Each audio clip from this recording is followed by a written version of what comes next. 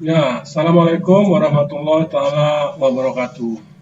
Waalaikumsalam Waalaikumsalam warahmatullahi warahmatullahi wabarakatuh. Selamat pagi kepada anak bapak semua. Pagi, Pak. Pagi, Pak. Lagi Pak. Ini adalah pembelajaran yang ke-13.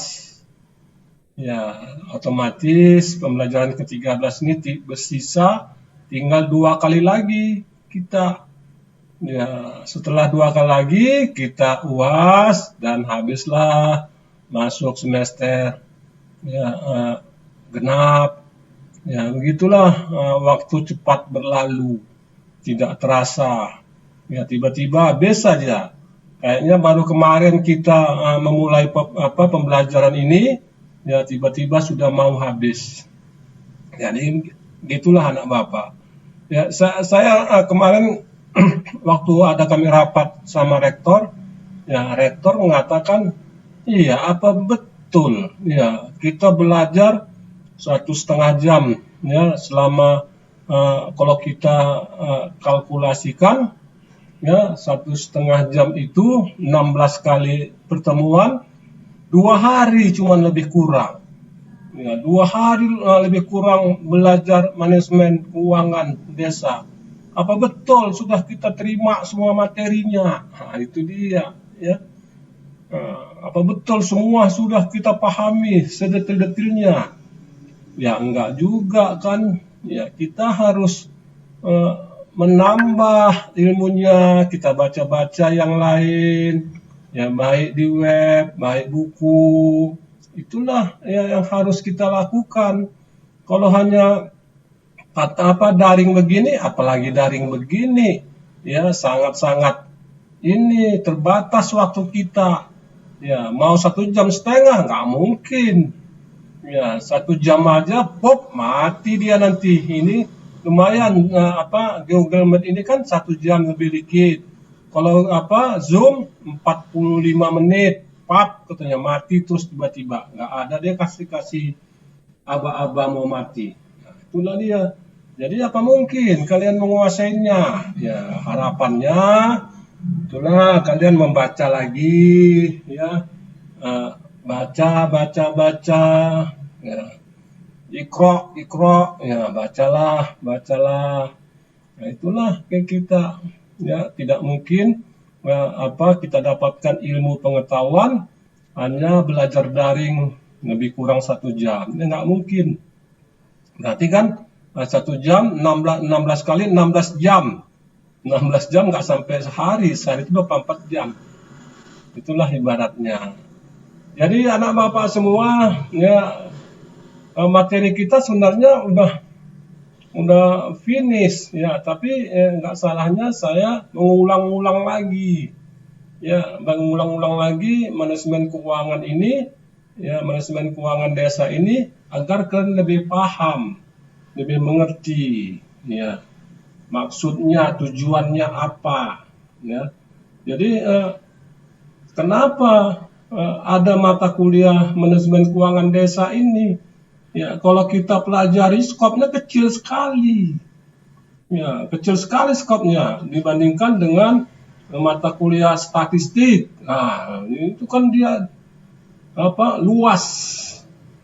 Ya, jadi kalau manajemen keuangan tadi desa namanya desa, ya sampai desa. Desa itu dibagi dengan lingkungan dusun. Nah, itu aja lah yang kita pelajari. Tapi bukan berarti ini tidak penting.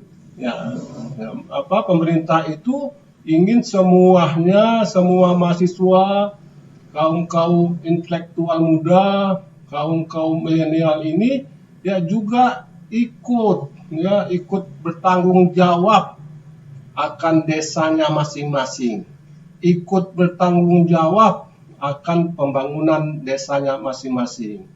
Ya, itu harapan pemerintah, ya agar kalian ini masuk ke desa-desa, berikan pendapat-pendapat. Karena ya selama ini pemerintah merasakan ya kaum muda ini ya sangat sedikit yang open, ya yang mau masuk ke desa-desa itu, sehingga desa-desa itu tidak berkembang. Ya, jadi yang open sama desa-desa tersebut orang-orang tua.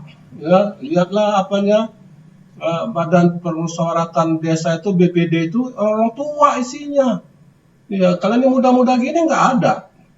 Ya, jadi bagaimana apanya kita mau maju? Ya, seharusnya kalian yang punya ide-ide yang cemerlang, yang memberi masukan-masukan dengan kepala desa, memberi masukan-masukan dalam musrembang desa, ya, sehingga ya alur pikiran kalian itu bisa dicurahkan ya untuk pembangunan desa. Jadi dalam musrembang itu ya dia fokus ya pembahasannya kepada pembangunan, kalau kalian anak-anak muda, pembangunan pemuda. Apa sih yang dalam pemuda ini mau dibangun?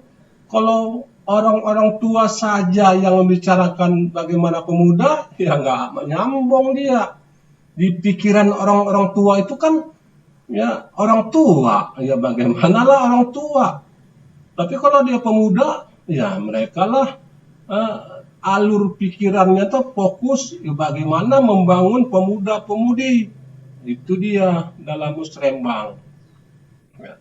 Jadi harapannya begitu, ya semua kita masuk ke desa-desa. Ya janganlah sampai kita tidak masuk ke desa-desa. Ya. Kalau dulu atau apa, saya juga pernah mengajar mata kuliah manajemen keuangan desa ini di suatu universitas. Itu saya minta itu semua mahasiswanya minta tanda tangan kepala desa. Nah, itu bahwa dia sudah melapor ke kepala desa bahwa ada saya di situ, ada si Dwi di situ di desa itu. Ya, minta apa tanda tangannya. Ya, haruskah saya buat seperti ini di sini supaya apa? Mendorong kalian masuk ke desa kalian. Ya, bukan desa orang lain loh, Wi. Ya, Dwi Irfansyah. Iya. Ya, Pak. Nah, desa kamu pernah nggak, Dwi, jumpa sama kepala desanya atau aparat desa tempat tinggal kamu? Tiap hari, Pak. Tiap hari, benar. Nah. Iya, Pak. Orang tua kerja di kantor desa, Pak. Tiap hari. Jadi bilang sama orang tuamu, Pak, aku ikut musrembang, Pak. Iya. Ikut kamu musrembang, Wi. Iya. Ya, ikut kamu musrembang, curahkan ide-ide kepemudaan kamu. Iya, ya, Sri, ya masuk ikut kamu, Wi. Ya, Sri, kamu pernah ke desa, Sri, desa kamu? Kenal kamu sama kepala desanya? Atau aparat desanya? Sri Wijayanti. Saya, Pak. Pernah kamu ke desa kamu? Pernah, Pak. Pernah ya sama lewat, Dewi ya. Cuman kalau jumpa sama bincang-bincang sama kepala desanya belum, Dewi kan? Ya Sri ya. Iya. Jadi cobalah bincang-bincang kita dengan kepala desanya. Pak, undanglah saya, Pak. Undang ngapain? Anak saya belum ada yang sunat loh. Bukan itu loh, Pak. Undanglah saya, Pak, dalam musrembang. Nah, itu masuk pertama, kedua. Ya, sampaikanlah ide-ide kalian di desa-desa tersebut. Agar harapan dari pemerintah ini ya bisa terwujud. Ya, Indonesia Emas 2033 ya bukan sebagai mimpi lagi. Ya, kalau kalian sudah masuk ya bukan sebagai mimpi, bukan sebagai khayalan. Dan itu sebagai kenyataan tahun 2033. Ya. Jadi harus begitu kita anak bapak semua. Ya kita harus semangat hidup ini. Ya. Kalian harus iri dengan saya. Saya udah lansia, udah tua, udah tuwek. Ya, tapi saya bisa nulis di analisa, dapat honor dari analisa. Ya, udah banyak tulisan saya di analisa itu. Ya, padahal saya punya kesibukan yang lain, kesibukan ngajar. Ya, saya juga sebagai deklarator Asosiasi Dosen pendidikan anti korupsi. Saya masuk ke situ sebagai deklaratornya. Nah, jadi semangat kita. Ya, jangan kita malas bergerak malas. Ya, sebenarnya suatu pekerjaan itu kalau memulainya itu kita malas. Ya, suruh cuci piring aja lah, mulainya lah malas, bangkit itu mulai malas. Tetapi sudah masuk, sudah kita kerjai cuci piring itu udah enak sambil nyanyi kita. Ya, nyanyi kita cuci piring tadi. Iya. Tetapi memulai untuk cuci piring disuruh mama kita, aduh banyak kali alasan. Entar lah ma, aku lagi ini ma, entar lah ma, entar sok lah ma. Nah, gitu kita. Ya, tapi mulailah lawan itu kalian meninggal muda, lawan semua dari hati yang paling dalam, lawan semua. Ya, saya harus semangat, saya harus bergerak. Ya. Kalau kalian bisa saya bercerita, ya banyak tantangan saya hidup saya ini, tapi saya tetap semangat. Ya, saya mantan kepala dinas Badan Pusat Statistik di Tanjung Balai, di Labuan Batu, di Deli Serdang. Ya, masuk saya jadi Widya Suara di BPS, Badan Pusat Statistik Provinsi, jadi dosen sekarang ini. Nah, itu semangat. Ya, saya sudah semenjak jadi dosen ini, ya, saya dosen ini belum lama-lama amat. Baru 3-4 tahun lah jadi dosen. Dan alhamdulillah, ya, buku sudah 5 saya terbitkan. Ya, berbagai jurnal sudah saya masukkan penelitian. Ya, beberapa penulis di harian koran. Ya, ada Waspada, ada Analisa, ada macam-macam. Ya, semangat. Ini kita, ya, dari hati kita ini kita harus semangat. Begitulah anak bapak semua. Jadi kalian harus semangat dan harus masuk ke desa-desa itu. Ya, minimal bincang-bincang lah sama kepala desa. Jadi keuangan desa, ya, pelaporannya sudah, ya, pelaporannya bagaimana cara kepala desa itu melapor keuangannya. Ya, itulah tanggung jawab kepala desa. Ya, bagaimana format laporannya nanti kita pelajari. Tapi yang jelas kepala desa itu nggak bisa main-main, nggak bisa, ya, ibaratnya menyelipkan dana desa itu ke kantongnya, itu tidak bisa lagi.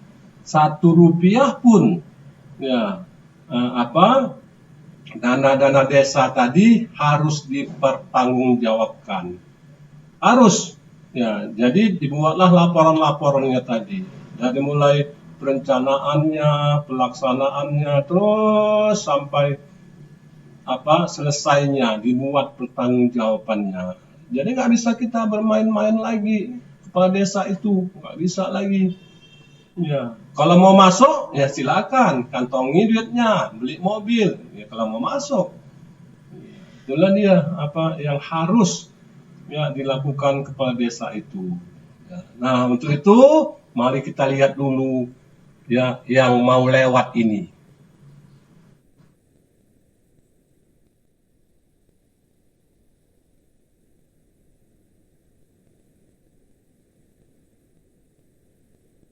Ya. Pokok-pokok pengelolaan keuangan, ya kan. Jadi apa sih ya yang kita ketahui, ya, ini diulang-ulang lagi nih pelaporan, ya.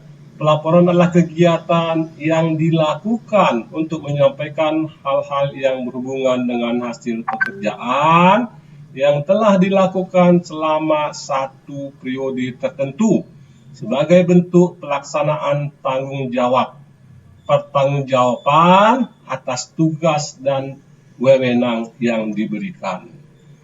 Tujuannya apa?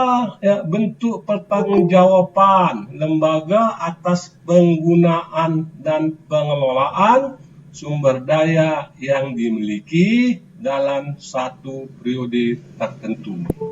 Alat evaluasi karena menyediakan informasi posisi keuangan serta menunjukkan kinerja yang telah dilakukan sehingga nantinya akan menjadi bahan pertimbangan dalam pengambilan keputusan. Ya, manfaatnya ini ya mengetahui tingkat efektivitas, efisiensi, dan kemanfaatan pengelolaan sumber daya ekonomi oleh desa dalam 1 tahun anggaran. Nilai kekayaan bersih yang dimiliki desa sampai dengan posisi terakhir periode pelaporan akan dapat diketahui secara akurat. Sebagai alat evaluasi kinerja aparatur desa, utamanya kepala desa yang lebih informatif. Sebagai sarana pengendalian terhadap kemungkinan terjadinya praktek penyalahgunaan ataupun penyimpangan sumber-sumber ekonomi yang dimiliki desa.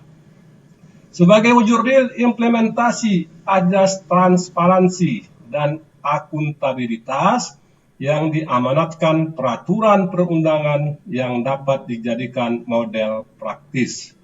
Ya, bagannya ini bisa kita lihat ya, bagan mekanisme pertanggungjawabannya. Ini kewajiban kepala desa, ini kemarin sudah ya, bagaimana laporan keterangan ya, itu sudah kita lihat. Kewajiban kepala desa ya, laporan semester 1, semester 2. Nah, ini dia format laporan ya, realisasi pelaksanaan APBD desa semester pertama. Jadi inilah formatnya. Jadi setiap semester itu kepala desa melaporkan ya realisasi ya dana-dana desa yang dipakai ataupun yang belum dipakai. Mereka wajib setiap semester ya membuat laporan tersebut. Dan semester pertama laporannya, nah ini bisa kita lihat kode rekeningnya, pendapatan yang dari mana aja, ya pendapatan transfer, pendapatan lain-lain, ya jumlah anggaran, realisasi kurang atau lebih keterangan. Nah, inilah laporan, bentuk format laporan setiap semester. Dan ini harus dilakukan oleh kepala desa, dan inilah sebagai tanggung jawab kepala desa dalam mengelola keuangan desa tersebut. Ya, seperti kita lihat pendapatan dari badan usaha desa, ada nggak badan usahanya yang dia memiliki wisata-wisata ya dari dapat ditarik karcis-karcis, maka dimasukkanlah ke pendapatan badan usaha milik desa. Ya, ada yang ini kita lihat ini pendapatan transfer dana desa dari pusat. Kemudian bagian dari hasil pajak. Ya, pajak itu kan dia dikutip, ya kita makan dikutip kena pajak, kita belanja kena pajak, dan di desa itu ya kita beli ya kena pajak. Pajaknya kemana Pak? Itulah dikumpulin pemerintah pajak-pajaknya dan dikembalikan lagi dia melalui pendapatan transfer. Ya, bagian dari hasil pajak dan retribusi. Kemudian bantuan keuangan, bantuan provinsi, bantuan kabupaten kota. Nah, kemudian pendapatan lain-lain, hibah dan sumbangan dari pihak ketiga yang tidak mengikat.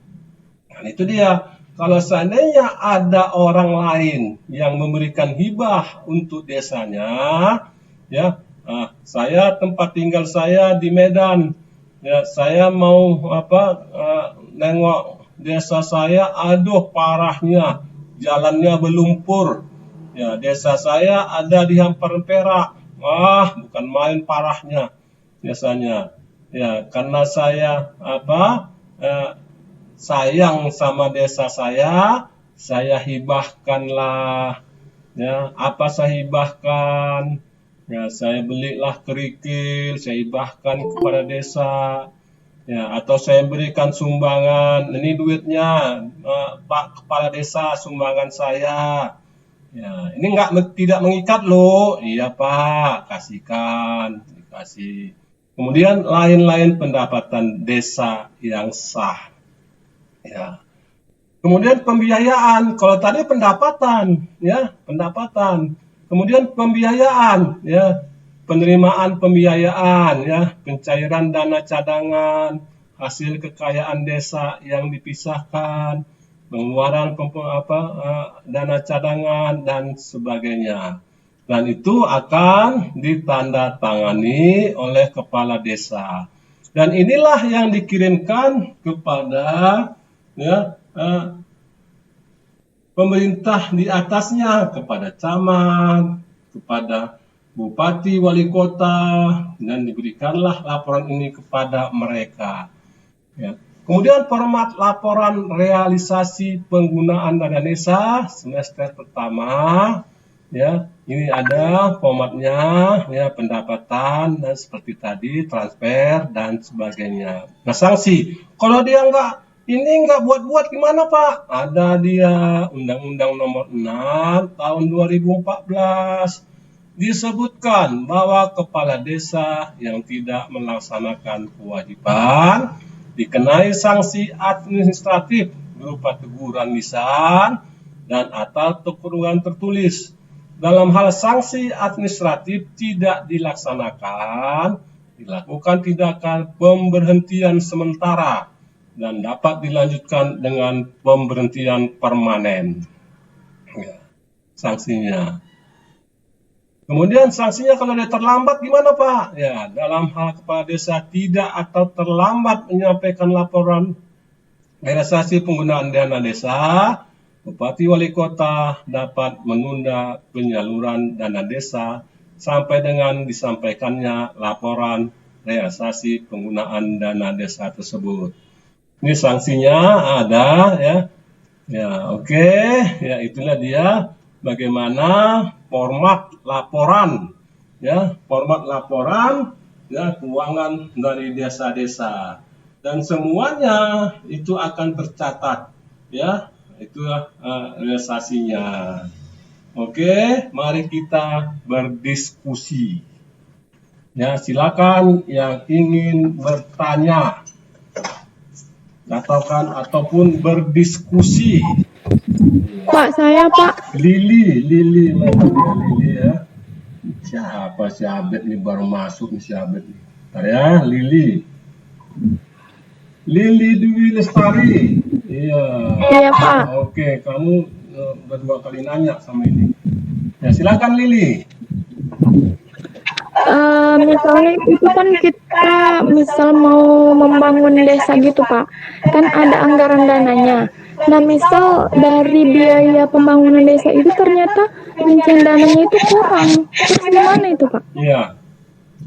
Jadi terima kasih Lili. Jadi sebenarnya apa yang mau dibangun itu, ya, semua mau dibangun itu harus melalui musrembang, musyawarah rencana pembangunan desa. Disitulah, ya, dimufakatkan apa-apa yang mau dikerjakan. Ada satu proyek, kata si Lili. Proyek itu buat jembatan, ya. Waktu dia musrembang, diestimasilah, ya, dengan segala cara diestimasi dan dapatlah biayanya sekitar 30 juta. Tetapi waktu pelaksanaannya kurang dananya, 30 juta tadi nggak dapat lagi. Ya. Jadi hal-hal seperti itu harus 30 juta itu Lili dihabiskan. Ya, kalau nggak siap, ya nanti anggaran akan datang, disiapkan, diteruskan. Tidak bisa ujud-ujud ditambah ke situ, nggak bisa.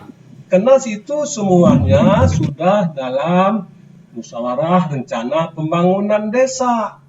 Ya, jadi nggak bisa tarik aja uang dari sana, kasihkan kemari. Dari sini kasihkan ke sana, itu tidak bisa. Ya, yang 30 juta tadilah dipada-padain. Kalau nggak selesai juga, kurang juga uangnya, nanti dianggarkan kembali, dimusyawarahkan kembali pada tahun akan datang. Terima kasih Lili, bagus sekali pertanyaannya. Ya, siapa lagi? Pak, Ada yang bertanya, Pak. Pak, Ya, Pak. Nah, tadi si Lili perempuan, sekarang laki-laki. saya mau Iya, bertanya, Pak. Karunia Nasution. Bentar ya, Mas- Karunia Nasution. Ya nggak ada sini. Siapa namamu, Nasution? Mulia Karunia Muda Nasution. Mulia, ya Mulia. Mulia, ya oke. Oh, kamu kemana aja Mulia? Udah 4 kali loh kamu nggak masuk. Iya Pak, ada kerjaan Pak. Aduh, jadi gimana nih? Aduh, gimana? Saya pun jadi bingung ini. Udah 4 kali kamu nggak masuk. Ya tadi nggak apa-apa lah, nanya boleh lah. Silakan, Mulia Karunia. Ya, saya mau nanya Pak. Jadi bagaimana membangun potensi desa mulai dari wisata, pertanian, peternakan, bahkan sosial budaya Pak? Ya, terima kasih Mulia. Bagaimana kita membangunnya? Ya, jadi kan dalam musrembang desa itu kan musyawarah. Ya, dalam musyawarah itu kan semuanya berkumpul di situ.